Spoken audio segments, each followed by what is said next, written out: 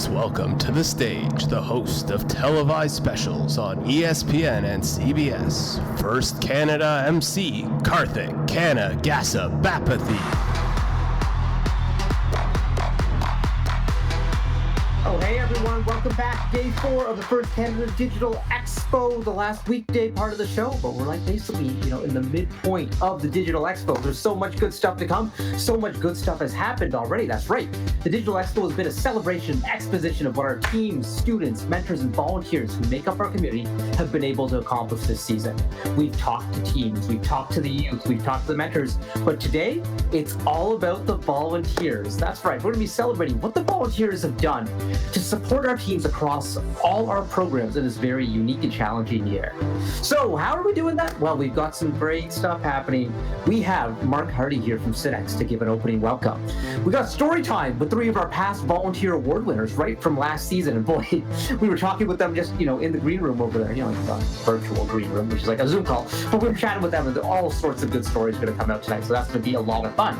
And then we're going to be recognizing so many of our volunteers across the Push Robotics Competition, First Tech Challenge, and First Lego League who've, helped out this year. Like everyone's kind of stepped up in their own way and, volunteered from their own homes, from their bedrooms. Like, hey, I'm going to volunteer in my pajamas. Why not? It's a good thing. We had a couple of volunteers a couple of years ago who only wore pajamas to events. A little strange, but hey, everyone's going to do their thing. Everyone's got to be comfortable, right?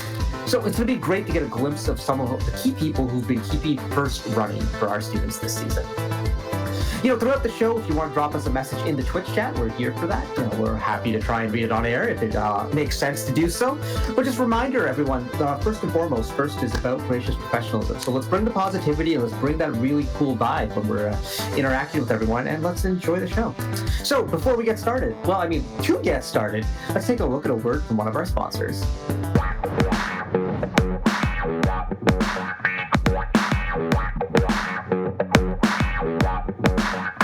Cinex Canada is a leading provider of the latest and greatest technology products and solutions to more than 8,000 resellers throughout Canada. Headquartered in Fremont, California, Cinex operates its technology business in the United States, Canada, Japan, and Mexico, and has a presence in over 25 countries throughout the world. Cinex also provides solutions, customer care, and business services for many of the world's leading-edge businesses through subsidiaries, Hive Solutions, and Concentrix. Cinex has over 40,000 of the world's best and brightest minds collaborating on exciting and innovative projects. Cinex may be a big player, but our business is still about people. People that understand how to put technology to work to make a difference in business and in their day-to-day lives. Cinex employees make a visible impact and are recognized and rewarded for their contributions.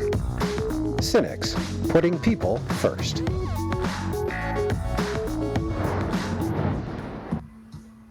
And now, please welcome to the stage, Vice President of Product Management for Cinex Canada, Mark Hardy.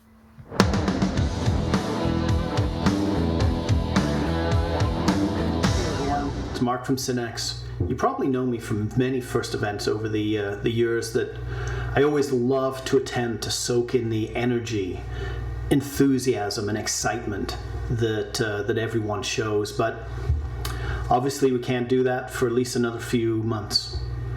But I want to thank First for pivoting to virtual events such as this. I'm sure it's made a real difference for the students over the last year and a bit. As always, thanks to the parents, the teachers, the mentors, those dedicated people who support the teams, the students, and the program. Unbelievable support that you provide. To the sponsors, without whose support of the teams and of the events, things like this couldn't be possible.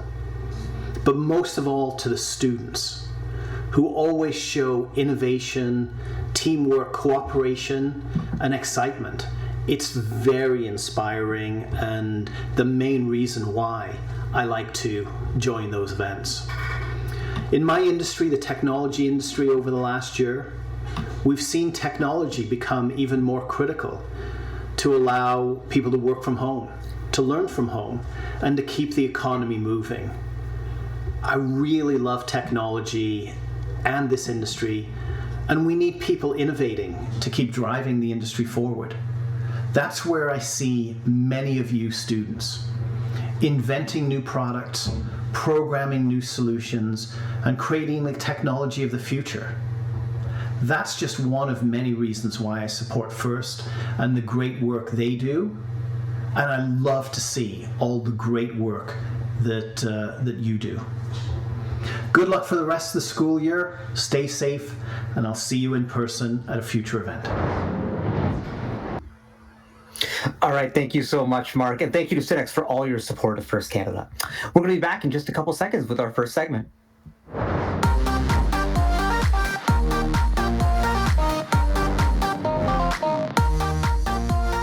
Oh, hey, we're back. Yes, indeed.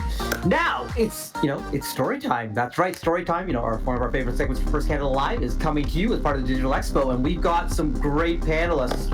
It's going to be super cool because we're talking volunteers, and who better to have than our 2020 Volunteer Award winners? For First Robotics Competition and across the programs. It's very cool to see. So we're getting very excited for our volunteers. Our volunteers do so much work, and I think what's going to be cool about tonight is we're going to take a look kind of behind the scenes, because you see the volunteers, you see what they're doing. It's like, oh, maybe that's kind of boring or whatever, but they're just having so much fun and there's so much going on.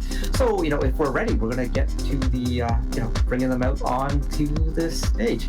All right, let's introduce our volunteers, starting off with Kyle Lott, First Canada alum, field supervisor, and current First Canada intern, winner of the 2020 First Canada Cross-Program Volunteer Award in memory of Rhoda Brender. Hello, Kyle. Hi, we Carly, also have, I'm doing great, Kyle, having a great time over here.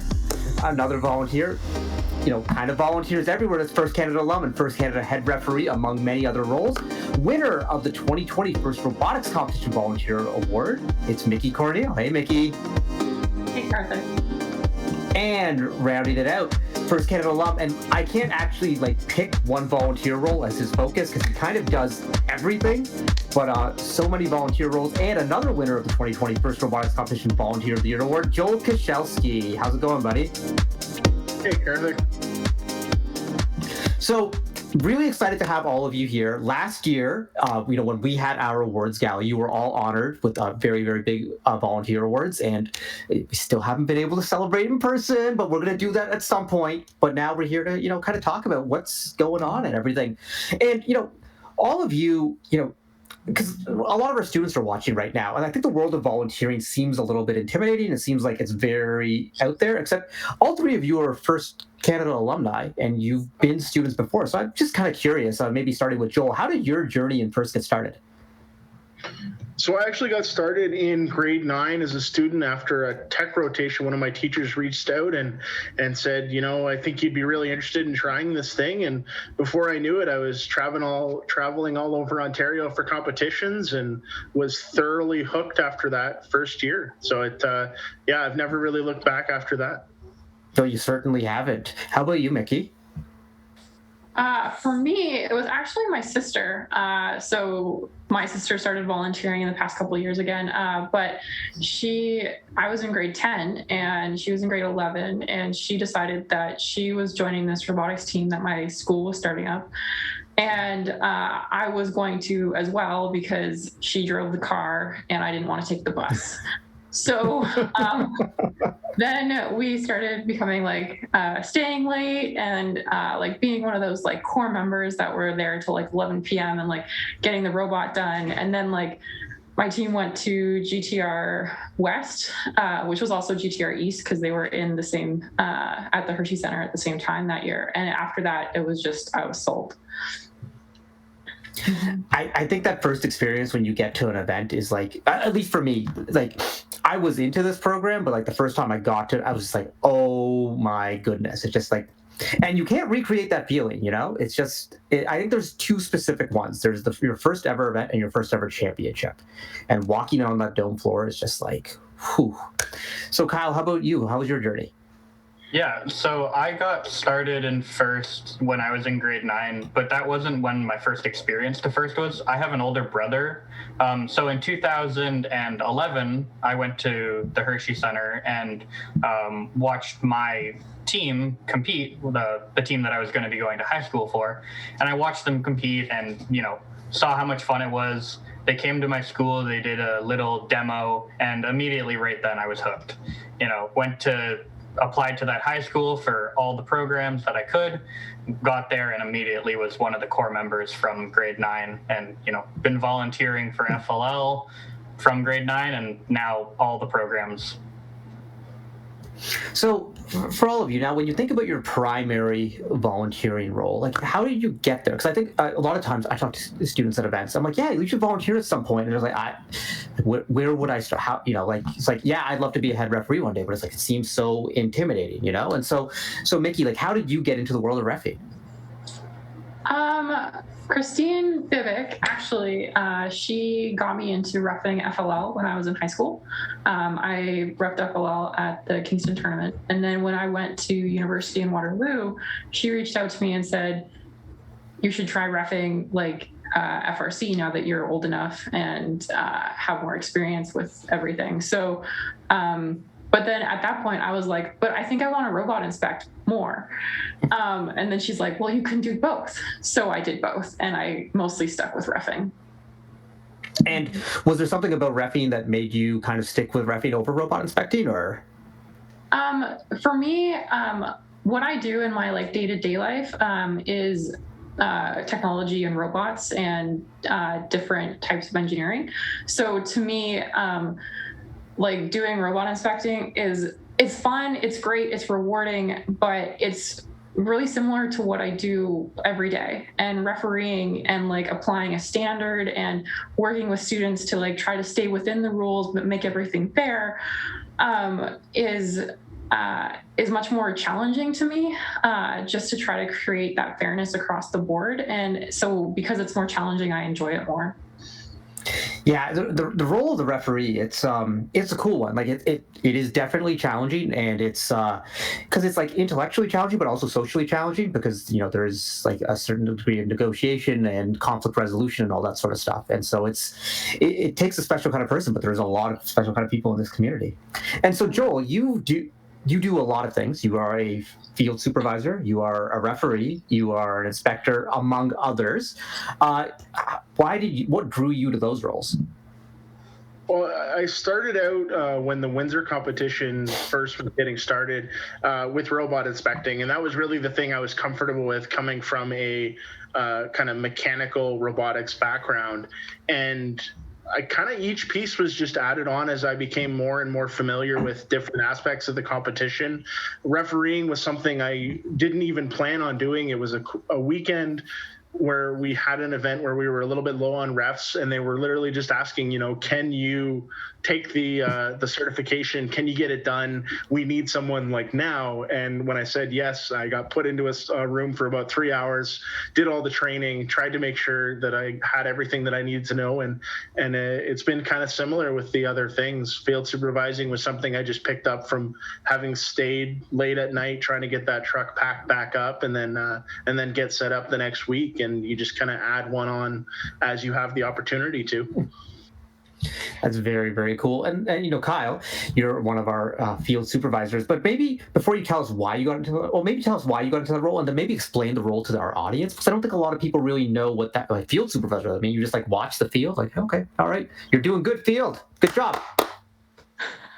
Yeah. So for me, I started out as a ref for FLL. Like most people, my high school ran a tournament, so I ref for that. Did that for 4 years, but in 2014, one of my friends was like, hey, we should go volunteer at an FRC event. And I was like, all right, cool. So I went to that event, and I was just doing field reset because I, was already a ref. I loved being by the field, seeing the action up close and personal. Did that in 2014. It was a pretty fun game to field reset that year. And then I've been kind of field resetting every year leading up to 2016, when there was all the defenses. And when I went to the North Bay event, since there was so many defenses to coordinate, Ray Willick, he was actually the field supervisor at that event, and he was like, "Hey, can you be in charge of this one side of the field?" I was like, "Cool, I can organize this entire thing," and that's kind of got me into the field. Like, yeah, this is kind of fun.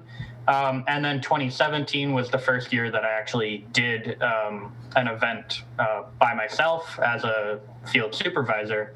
And mainly what you do as a field supervisor is, you're in charge of making sure that the field gets put up, making sure that it constantly runs throughout the entire event, and making sure that it gets torn down at the end. But while the field is running during the season, you need to make sure that every piece, every bolt, every nut is in the right spot at the right time. You need to make sure the gates are closed before the match starts. So it's doing all these little checks throughout the day, putting new tape down when it gets ripped up by a robot. So I find it very fun because I'm always doing something. Yeah, like, sometimes you have to like keep that gate open because the MC won't leave the field, and then sometimes, there's all sorts of good stuff that you're doing. It's a good time. And so, you all have your different roles, but I think one of the things that's really cool about the events is all our volunteers kind of work together. And it's like a network, where like everyone's interacting with each other. And through that, like in chat just now, like Jamie Sin mentioned that he's met some of his best friends through volunteering. And so many of us have this like connection. And also, there's all these stories, and, this segment is called Story Time. And so, I kind of want to hear from each of you, like a favorite or like a memorable story, that something that our audience wouldn't know about, something that a team member would just be like, oh, I wouldn't even know that happened. Because one of the best things that our volunteers do is they make the events come off seamlessly, but sometimes things are happening behind the scenes that have seams. So maybe Joel, you can start.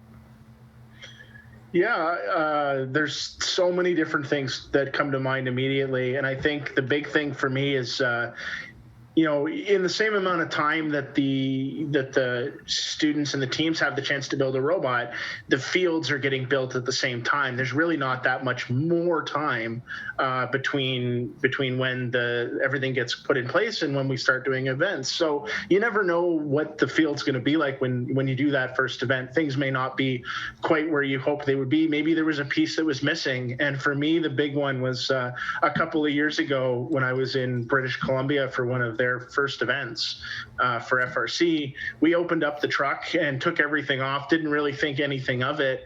And when we went to put the platforms on the field, realized that they just weren't there. And for those of you who may not know, they were about the size of your dining room table, 2 times as tall when they were packed up. And for us to miss these things was crazy.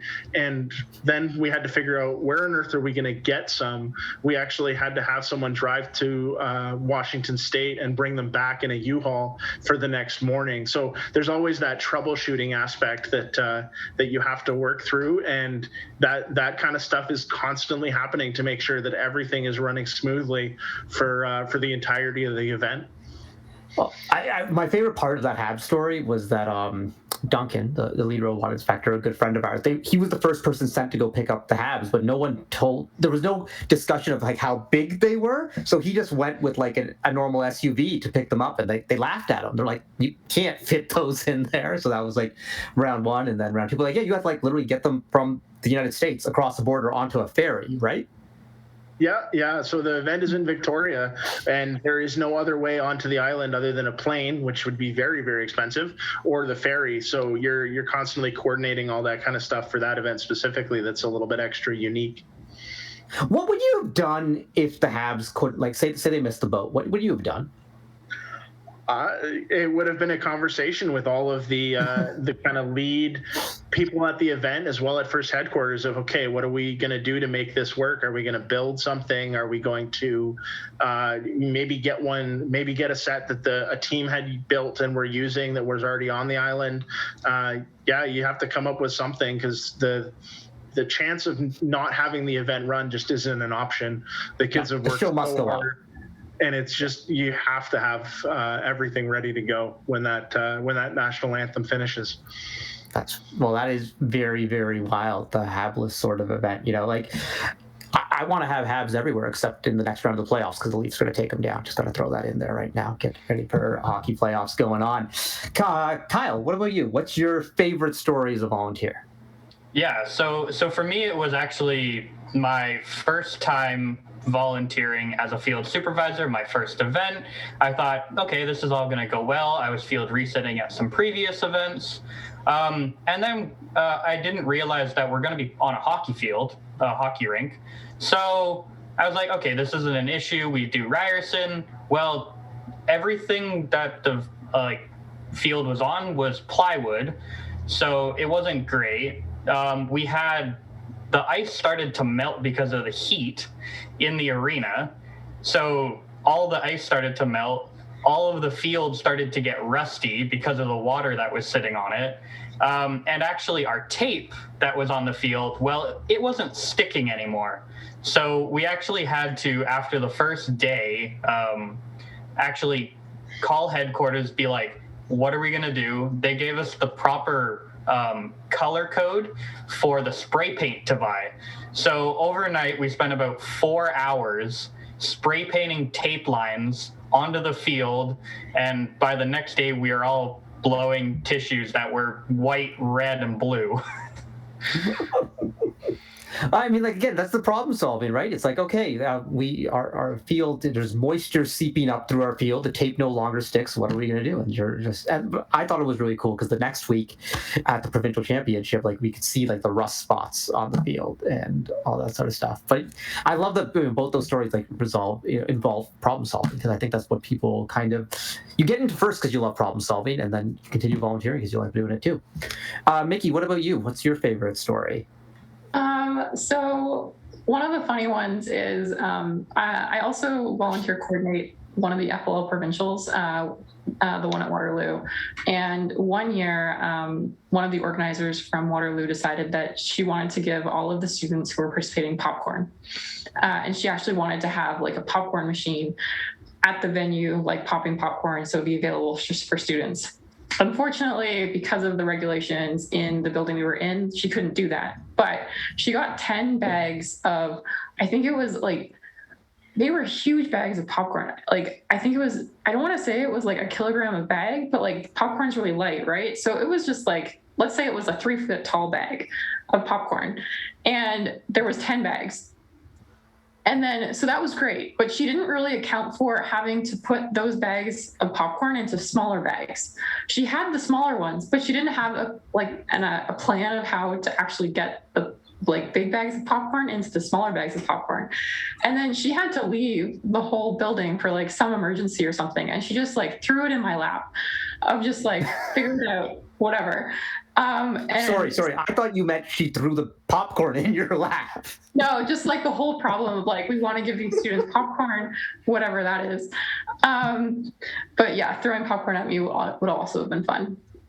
So it was great because it was really serendipitous, because one of my other like FRC friends was coming just to like stop by and see how FLL was going. And it was just like, you are going to help me with this now. I gave him so many different volunteers that were just like having some like spare hours where I was like, okay, your job doesn't need you until this time. So you're going to do this for like the next 45 minutes and then you can go to your job. And it was just like trying to get as many people on it as possible.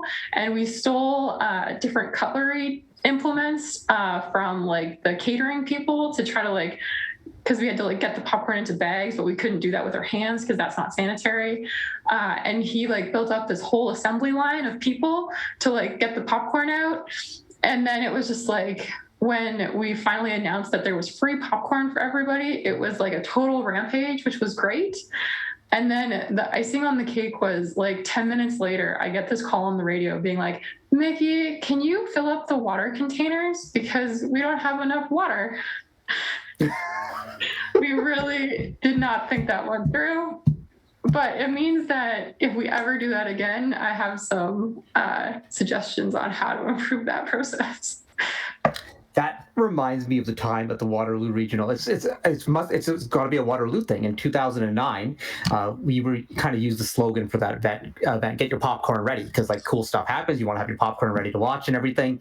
And Team 2056 was so inspired by this, they went home that night And the next morning, they just microwaved as much popcorn as they could in their hotel rooms. And they brought a yard waste bag, a 110-liter bag of popcorn for us that they just sat by the scorer's table. So we put it right against the pipe and drape. And so whenever kids were walking past, they could just grab some popcorn. And now thinking of that in like during the pandemic, you're like, oh my goodness, everyone's hands were just in there grabbing popcorn. And we know how dirty and I'm sure we all got sick at that point or whatever, but like, yeah, popcorn makes people happy, right? It does. And that's problem solving too. Like, it's like, okay, how do we do this? How do we make this happen? I guess one of the cool things is that at first events you have so many talented problem solvers. When there is a problem behind the scenes, how quickly it gets solved and how efficiently things get done, and like the creative solutions that people come up with. And it's like, whoa, okay, like this is happening, like it's like something breaks. It's like, okay, we're going to find a way to get it fixed and we're going to make this work. And it's like things that seem insurmountable, it's just, they aren't, because you have so many talented people. Like, we could just yeah, it's really cool to see. And I guess, in terms of all of this, a lot of you have mentioned like how, like, the friendships you've made and volunteering and all that sort of good stuff. But what are you looking forward to most about going back to events? Or what do you miss the most this year by it being virtual? Nikki. I think it's like the first world is so like the first robotics world is so exciting and uplifting and high energy that like when you go to a competition, you're getting out of your regular life, you're interacting with people who really value you and your opinions and are supportive of you, at least I find. And like being in that environment and getting out of your like everyday slog of a life sometimes just like is what I miss the most. Like the people that you see, the challenges that you get that aren't like your usual challenges. I guess just the environment is really different and what I miss the most. And Joel, you've done a lot of virtual volunteering this year. How's that experience been? I mean, it's obviously been different. The fact that I don't have to drive several hours to an event is a lot nicer on my car's fuel mileage, that's for sure. And it's been really neat to maybe meet a much wider group of people than I might be able to at an individual event. I've had the chance this year to judge with people from all over the States and Canada that I just wouldn't get a chance to meet otherwise. So that's been a lot of fun. And same thing with the teams that I've been able to kind of work with, is you see people from all over the place and all kinds of different solutions that you wouldn't at an individual event necessarily. Okay. All right, we're going to do something a little bit different here, because this is a fun group. So I'm going to ask you, like, what's your favorite song at events? That's a hard question. People kind of get stuck on that one. So let's do this. Either or. A song to be played when the field goes down. Cha-Cha Slide or YMCA? Joel? I got to go with the Cha-Cha Slide, I think. Cha-Cha Slide, yeah. You like the Charlie Brown? Okay. Kyle, Cha-Cha Slide or YMCA? I think I'm going to have to go YMCA just because I don't know some of the dance moves of the Cha-Cha Slide. They tell you the moves during the song. But I'm just not a good dancer. I'm just not a good dancer. Okay, all right. We're going to have to work on that. YMCA, you got to know the letters and like know if you're facing the right way and all that sort of stuff. This is true. Nikki? I like the Cha-Cha Slide just because it's a little bit faster paced, so it means that it's like more encouraging for the people on the field who are trying to fix the things to go faster. Were any of you there the year the sound went down at the Durham College District and we couldn't get that going, so then we did the silent YMCA for the audience? Yeah. That was one of my favorite moments. Okay. Song being played during the Elim/finals, like not necessarily the finals match, but Pirates of the Caribbean theme or Kanon's Waving Flag for the handshake? Mickey? Pirates of the Caribbean. Okay. Kyle? Pirates of the Caribbean. It's a go-to song. Yeah, I have to say the same. I don't recognize the other one, so. Waving Flag's the song that they played during the handshake. When I get older, I will be strong. It's like a waving flag. Oh, wait. I don't think I've ever known it. that's the one that kind of gets me the goosebumps, because like the handshake's just such this cool moment of first, and it's just like these are like the best teams at the event, and for some of them, like they're new to the finals, you can see their excitement in that moment, and like there's always like friends on like the opposing alliances and just that connection or whatever. I just love it. It's a very like Canadian thing, like Pirates of the Caribbean theme. Don't get me wrong, I love that one too, but the handshake is like my favorite thing. Hence me taking like painstaking requirements to make sure we get the handshake right and all that good stuff. Okay. All right, best snack at the scorer's table. Because one of my favorite parts of volunteering is it's just like the splurge weekend. You just eat like really good food, and there's all sorts of good stuff. So, Kyle, what's your favorite snack at the scorer's table?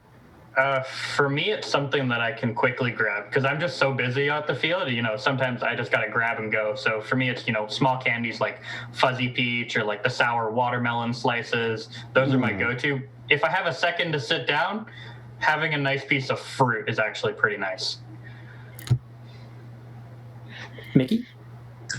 Cheesecake. Yes. North Bay gives their volunteers like most venues give us excellent food, but North Bay was the first one to give us cheesecake. And not only so, I have perfected eating cake while refereeing, but North Bay listened to us about how like you have to sit down and eat it. So the next year they came up with cheesecake bites. So they're just like little squares of cheesecakes. You can eat those really quickly and lose count of how many you've eaten, and it's excellent. And Joel. Well, now I'm thoroughly hungry, but I would have to agree with Kyle. It's got to be something that I can, take a handful of and throw in my pocket, because you're kind of just doing circles the entire time with what we do. So, yeah, Jolly Ranchers are probably the biggest thing I'm a sucker for. I think my favorite is when Jeff Hagan, one of our referees, he likes to bring these gummy dinosaurs. And I don't know what it is about those gummy dinosaurs, but they're like better than any other gummies. And it's just like, ooh, like, I don't know. It's just like, yeah, the gummy dinosaurs are good. Running out of time here, but one important message, like we got a lot of people watching tonight, and a lot of them are potential future volunteers. So, Joel, what is one reason why people watching today should volunteer next season? Just for me, it's the people you get to work with and the people you get to meet. It's such an amazing group that you'll get the chance to work side by side with to make all of these teams have an amazing weekend, and they're friendships that you'll carry on long past the event. Kyle. Yeah, I definitely second what Joel is saying. The friendships you make are great. For me, I want to give back to the first program, as well as give back to the community. It's done so much for me through high school and through like my personal life that, giving back is what I want to do. And Mickey. So I completely agree with both Joel and Kyle. Giving back and the friendships of First are amazing. But also, as a volunteer, you learn things. You have different skills that you have to apply as a volunteer. You still have the problem solving that you do with your robot as a team, but you also have the people skills that you have to develop a little bit further. If you're managing people, if you have to work with them in a different way, how to communicate better with people in a really high stress environment, that's something that you continue learning as a volunteer, as well as like what you've learned on your team as a student. So the skills that you learn, like you also get to apply them in your other life outside of First. So for me, refereeing, I have to apply a set of rules to what I see. One of the things I do in my professional life is I build different circuit boards for space, and we have to inspect those circuits. So I have to train people, and I have to also do it myself of applying a standard to something that I see in front of me and in my everyday life. So that's there's different parallels that you can draw, but you don't really see it until you've gone through it. So you just keep learning. Yeah, there's definitely a training aspect. I think there's two sides to volunteering. There's the altruistic side, where it's like all of us, we talked about how the first time you go to an event, it's this awe-inspiring experience, and being able to provide that for young people. It's this was so cool for me. I want to be a part of that for others. But then also the amount of volunteers I've known who've made contacts and gotten jobs through volunteering, and just the networking that goes on, it is astonishing. So it's just it's fun. you're giving back, and you're going to meet some really cool people who some of whom will turn into like amazing friends, others will turn into amazing contacts, and who knows, you might find your next job there, or you might find your next opportunity, or whatever. There's lots of good stuff. Volunteering is great. Hey, for three of you, congratulations again. You last year won the biggest volunteer awards that First Canada has, and that's such a huge honor and so well deserved, because all of you have been volunteering for close to a decade. And doing so many roles. And this year, you easily could have said, hey, pandemic, I'm out. But you stepped up in the virtual year to still be involved. And, we haven't been able to give you that sort of in-person congratulations yet, but we'll congratulate you again. And we will do that at some point. I can't wait. Mickey, I can't wait for your joke book to be back. Joel, I can't wait to be harassing your brother with you again. And, Kyle, I can't wait to see you and just, be like, hey, Kyle, something's messed up with the field. Can you figure it out? And you'll be like, yeah, of course I can. Of course I can. It's always great talking to our volunteers, especially awesome ones like this. Thank you so much for being on the show. And we're going to be back in just a second after a look for a word from one of our sponsors, Boeing.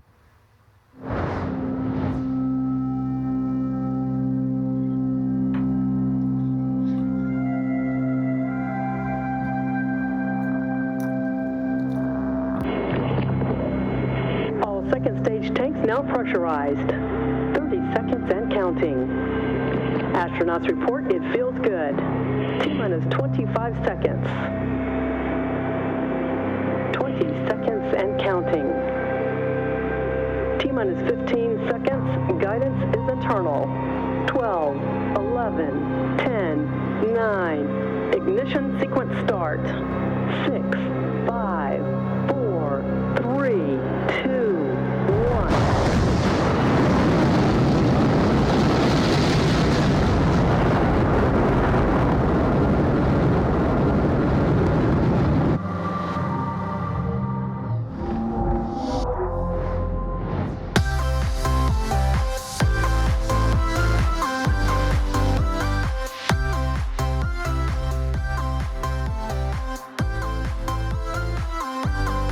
In the discussion with our volunteers, hey, back, hello, hi.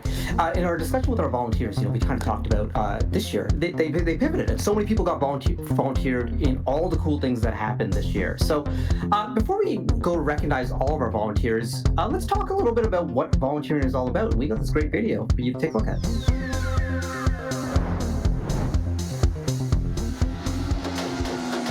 Come be a volunteer, help build tomorrow. Volunteering that we do for FRC, best time of my life. It's awesome.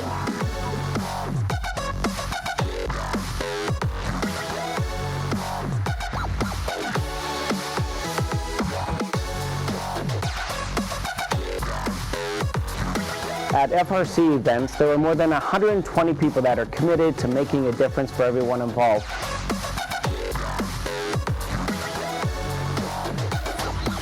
It's so rare to find some of your volunteering that you're so passionate about. You only find that with First. I volunteer because I genuinely love what I do, and I love to inspire kids as much as I was inspired back when I was competing. And you make amazing friends with these other volunteers. There's networking that happens. There's on-the-job training. There's a full gamut. There's no better way to spend a weekend.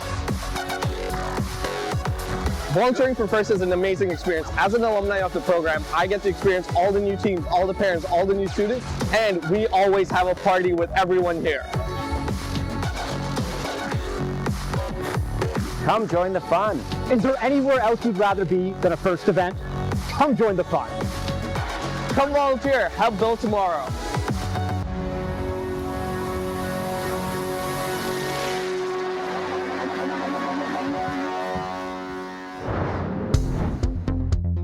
That's right, come join the fun. Mickey, Joel, and Kyle were telling you all about it. There's so much good stuff to do with volunteering. Find an event near you and sign up. So, we've started talking about it. We'll continue to talk about it. But if you look at the last couple of nights of shows, we've recognized the students, teams, mentors who've been involved in the program this year. But the programs couldn't have happened without this huge amount of work from volunteers who had to volunteer in a completely new environment. This was nothing we've ever done before. and people were volunteering from their own homes, figuring out ways to make these events happen, make these challenges happen. There was so much judging that goes into it. It was all remote, lots of Zoom calls, but all our volunteers stepped up and they're like, yeah, we want FIRST to happen this season. We want teams to be able to have these sorts of experiences, and so they did it. And I think it's now time to recognize so many of the volunteers who have been a part of this season.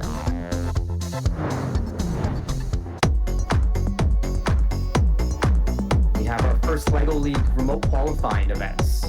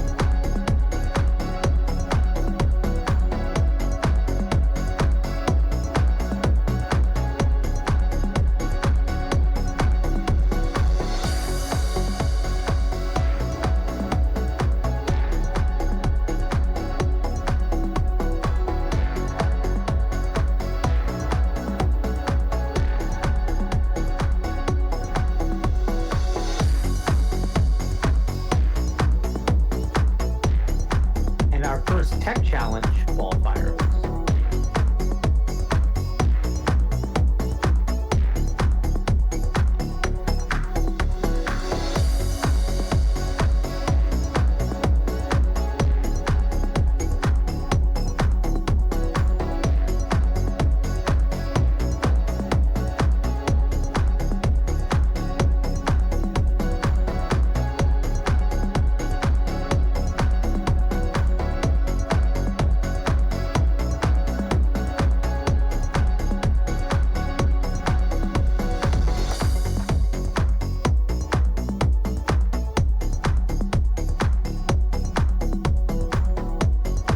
And our first robotics competition judges.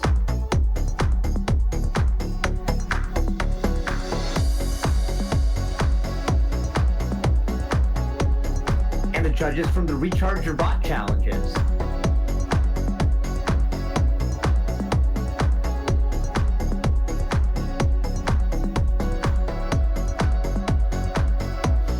And the mentors and volunteers from the STEMathon.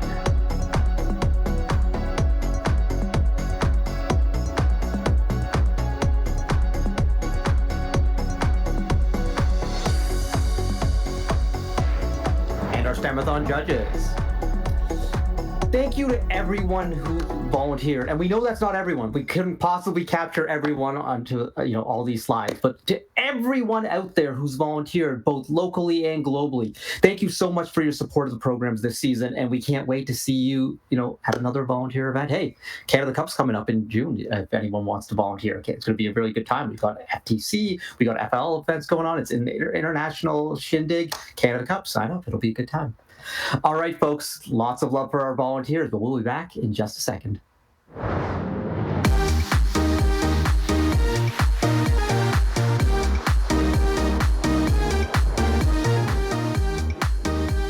Oh, hey, that's tonight's show. That's day 4 of the Digital Expo. Having a great time talking about our volunteers. Volunteers, thank you again, but also we miss you. We really do. We just miss seeing you. It's like my friends, my family.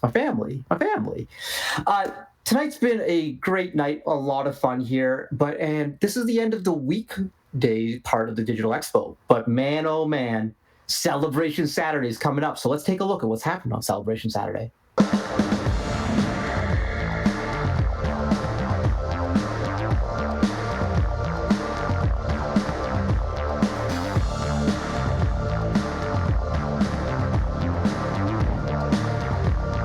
That's right. Celebration Saturday is where champions are crowned.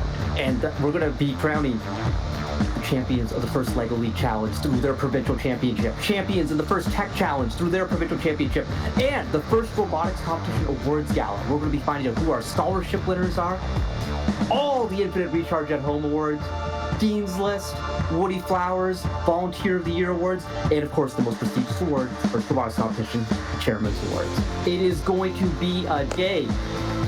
First FLL Challenge at 9 a.m. First Tech Challenge at 12 noon. FRC Awards Gala at 4 p.m. A full day of robotics action. Celebration Saturday. There's nowhere else in the world you'd rather be. Trust me on that one. It's going to be a great time. But until then, stay safe, rest up, enjoy the weather. It is gorgeous out. Have a good time, and we will see you on Saturday. Good night, everyone.